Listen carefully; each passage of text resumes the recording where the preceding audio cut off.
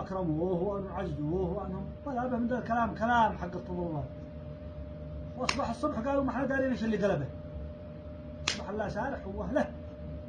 والآن أنا أطالب قبائل دهم، قبائل ذو حسين، قبائل الحمد على وجه الخصوص، والحزم بالأخص، أن يحددوا موقف من هذا الشخص.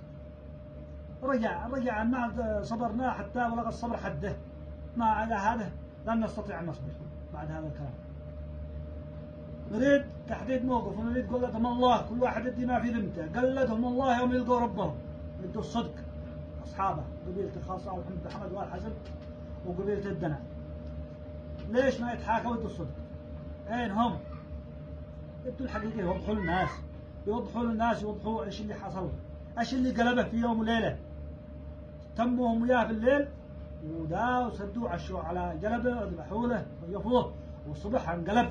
بصراحة اقسم بالله العظيم، اقسم بالله فيروس ابنائي ما عجاه ولا حد وصله، لا ابو فارس منا ولا ابو علي الحاكم ولا علي حسين، كلام كله تزييف، كله تمثيل.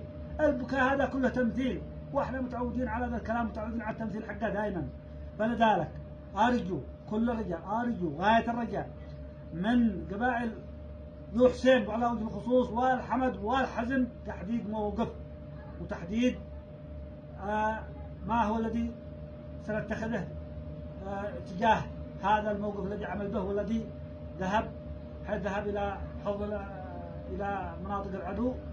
ما عندنا مشكلة، يذهب إلى مناطق العدو جيز من جيز الآخر، عندنا مشكلة يشكل له لواء قاتلنا من جيز من هم مجند هناك، ما عنده.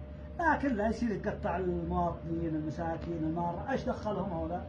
ايش دخل المارة المواطنين من سحار ولا مساعدة ولا من الجوف ولا ايش دخلهم؟ هم يصيروا السعوديين، ما هم حول حكومة الأنصار ولا هم حولنا ولا هم حول. ليش يقطع لهم؟ يقول يقطع يعمل له ظلم. هذا الكلام مرفوض. هذا يا خبره يجب أن نقف، يعني موقف حق، نقف موقف